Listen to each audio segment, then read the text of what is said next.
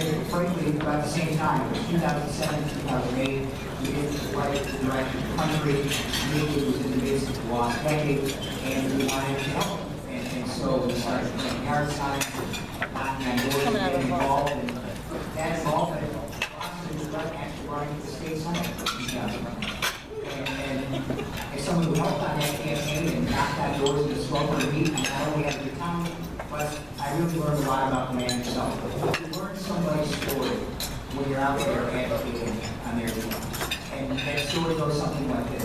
Once upon a time, there was a young man from Midland who came to college to play soccer, and he wasn't very good. And he studied geology, and then he moved to Colorado to do whatever folks that learn about dirt and rocks do for a living. And while he was in Colorado, he had an idea. I started a microbrewery. Not one problem, not in Colorado, where there's a traditional brewery, but in Ottawa, Michigan. It's a place I fell in love with. And so we packed up the car and announced his intention to take home and had the tractors on the front end of it. The way I understand it is people actually showed up to his house or his apartment and he was hanging on his car with an accent. Good luck making beer in Ottawa. Good luck. And I wish that the story turned at that point. He was a big, because when he got to house, it wasn't smooth sailing either. He's got this great tale about sitting in the lobby of the bank to borrow money and make this thing happen, and not even knowing who you talk to. Not at any point, just kind of sitting there trying to figure it out. And the dream wouldn't be deterred by those roadblocks. The dream was going to go on, and so he did what everybody in this country who's done great things does. He put his shoulder to the wheel. He didn't come up for air. He didn't come up to answer his bids.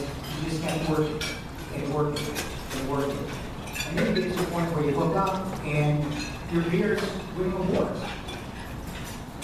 And you're employing 150 people, 150 families, paychecks, folks that depend on you for their livelihood.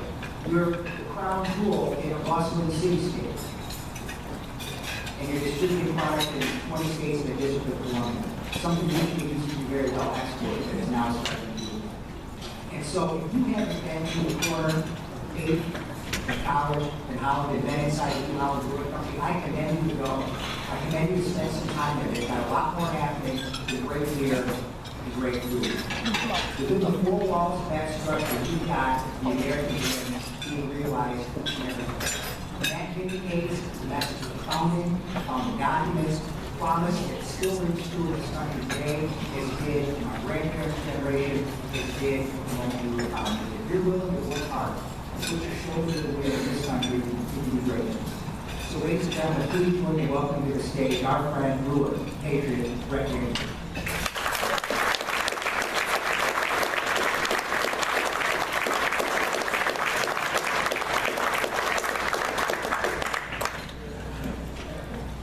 Wow.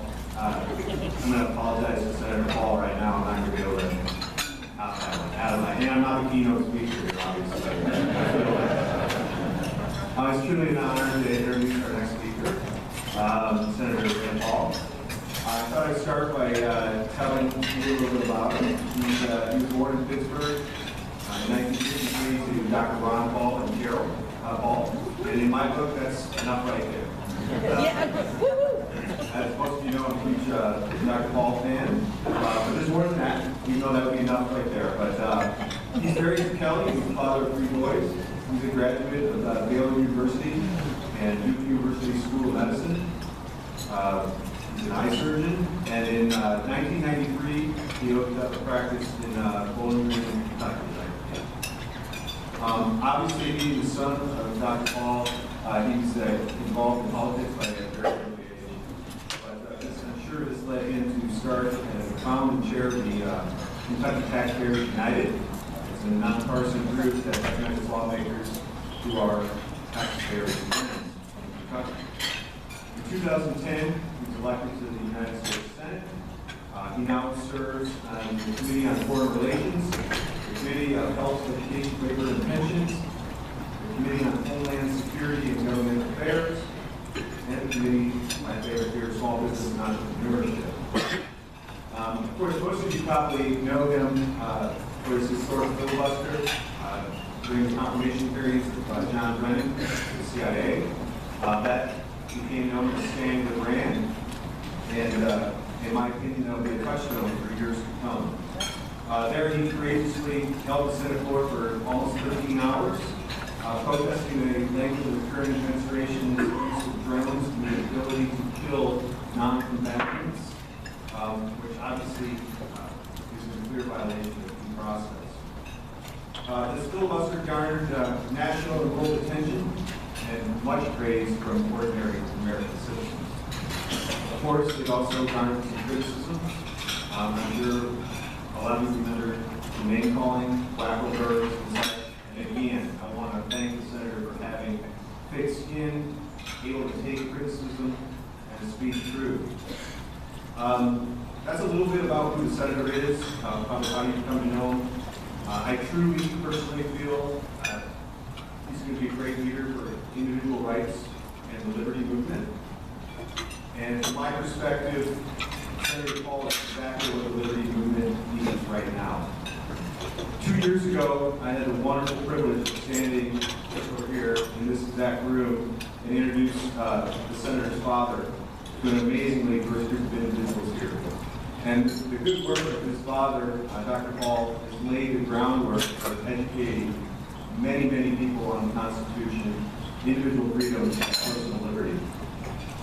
And I just want to, again, a reference point, a touchstone for me was watching Dr. Paul in the debates in 2007 in New Hampshire. And to me, there was truth spoken in the presence of power, but that truth, reached the citizens, the individuals of this country, and converted many of us, or woke us up, I should say, to what was happening. And so that's my reference point. But now for many others, I personally believe Stand with Rand will be that touchstone for many people that are coming into this cause for liberty and kind of the restoration of the Constitution.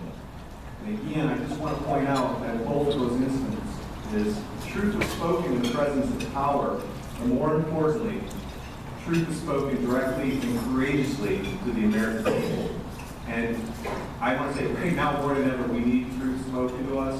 The lie, and I think that the timing is just right because the lies are just getting absolutely ridiculous and completely unbelievable for a majority of Americans. So now it's a great pleasure to introduce the good senator from Kentucky and speaking some truth directly to the American people, Senator Rand Paul.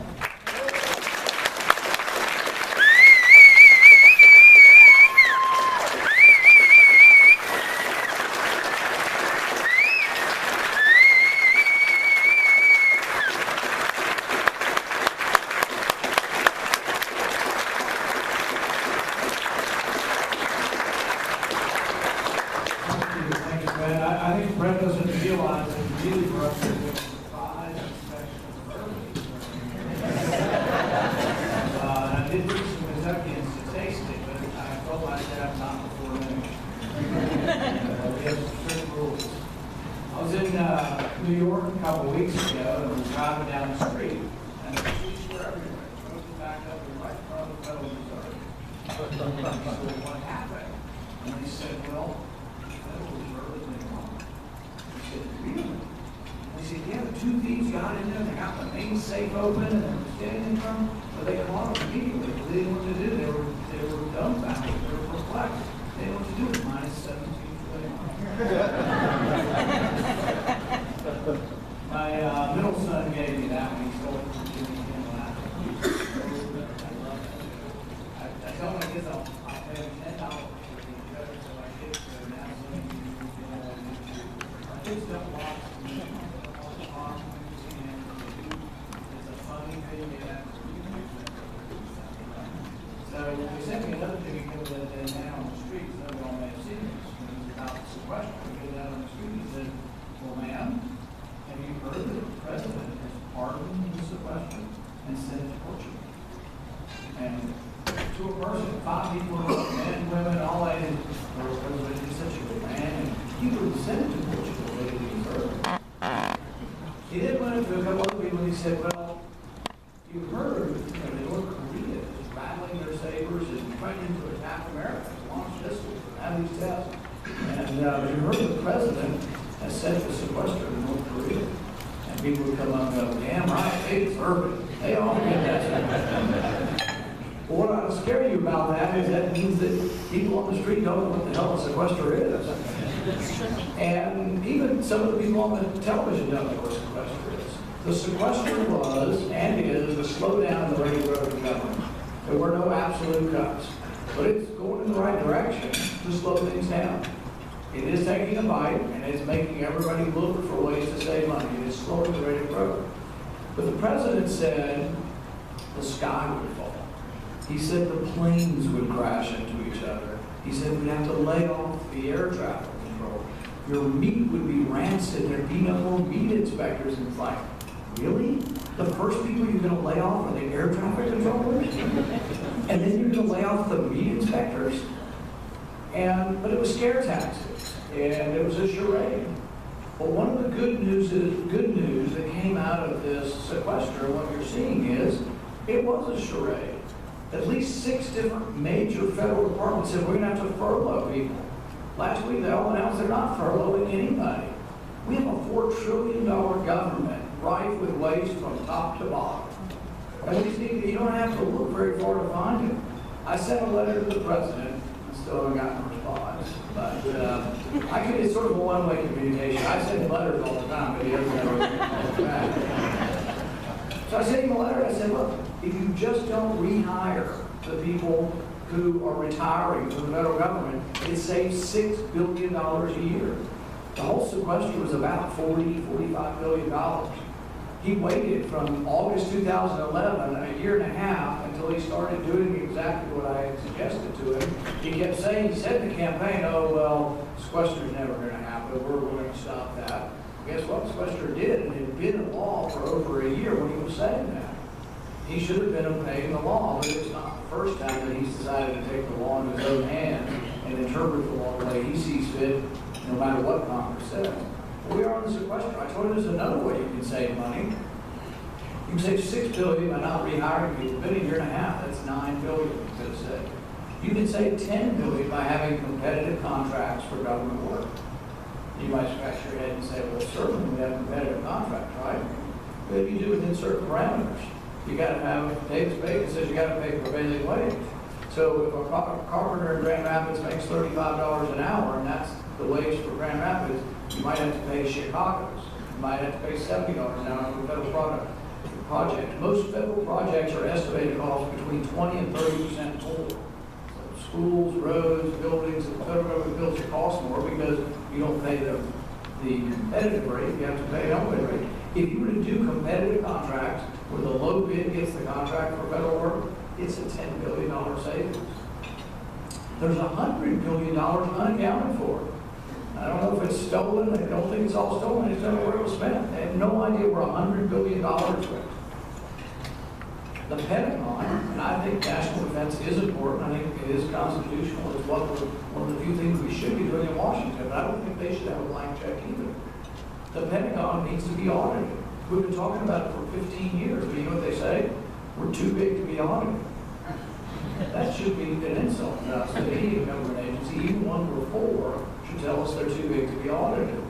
We've got businesses too big to fail. Now we've got government agencies too big to be audited. You know, you wonder why we've got a $17 trillion debt. We're borrowing money at $30,000 every second. And depending on how long I go, and I can go a long time if I need to. We can borrow $100 million just while I'm standing here about 10 or 15 minutes.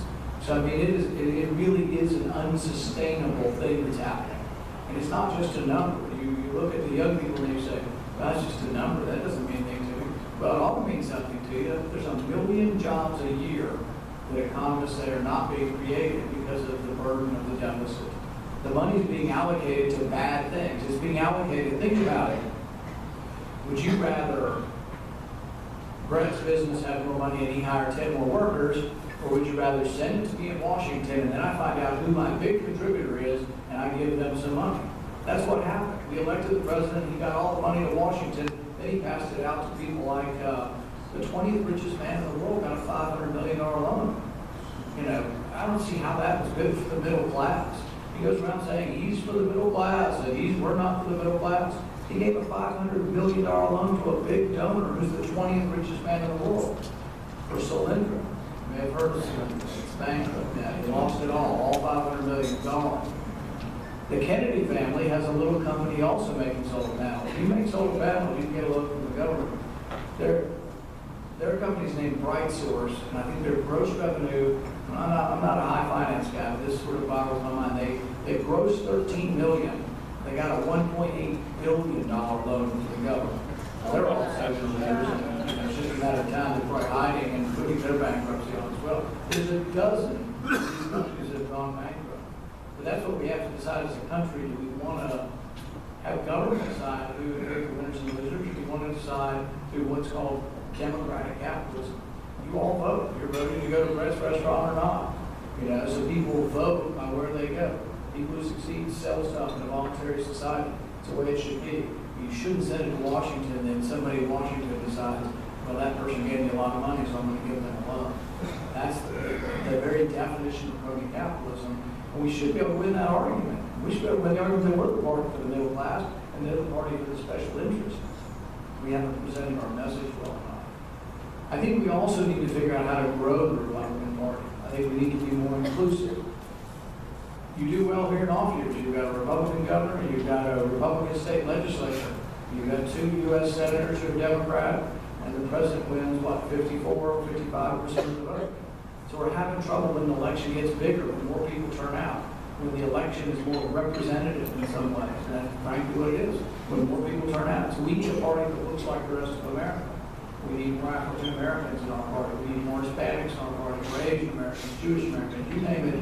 The ethnic group, whatever it is, we need more and to do better. And I say it's not that we need to become Democrats-like. We don't need to dilute our message to try to attract people. There are many church-going African Americans who are attracted to a conservative message. They tend to vote for a lot of the things that we all say our party stands for. We have to convince them to feel welcome in our party. I think there are a lot of liberty issues that attract people who haven't been attracted to the party. So, for example, when you talk to young people, you say, do you care about regulations and taxes? They don't have any money, so they really don't care unless they connect the dots that it's going to help them create a job. But you ask them, do you have a cell phone? Are you on the internet? Do you care about your privacy? If we were the party that said we're the party that defends privacy, we're the party that defends against overzealous government snooping, we're the party that says if you want to look at someone's record, you want to look at my visa bill, you want to read my email, you call the judge and you say what crime I could have committed. You present evidence to a judge. Getting a warrant's not that hard. But we do it for rapists and murderers. Should we not do it to get to look at your email?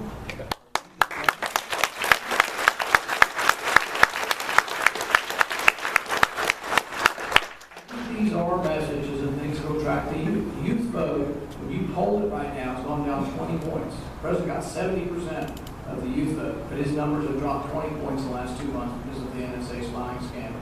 And the fact that one single warrant is used to get millions of phone calls and billions of bits of data. Think about that, one warrant. The reason our founding fathers put the Fourth Amendment into the Constitution was because they didn't like what were called generalized warrants, or another name for writs of assistance. James Otis wrote about this in the 1760s, and John Adams said that was sort of the fire that got Americans really unhappy with the British. The reason they wanted to go into houses was they wanted to go into British soldiers were going house by house. They wanted to check if your papers were stamped. To get a stamp, there was a stamp tax. So when the stamp tax passed, it was hard to figure out whether your papers were stamped unless they could get in your house.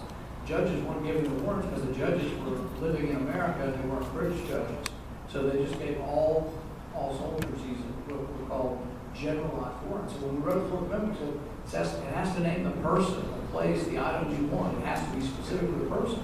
So how could it possibly be constitutional to write one warrant for everybody that has a Verizon cell phone? We don't know this, but it's assumed that every cell phone company got one of these orders, and that all cell phones, every record in America, from every American, whether you've been accused of anything, is being collected. And they say, well, we're not listening to it. They're not being completely forthcoming on what actually they have. They're building databases that are so enormous. They do have your content. They're just not choosing to look at it. They're collecting your data, and I believe they're collecting your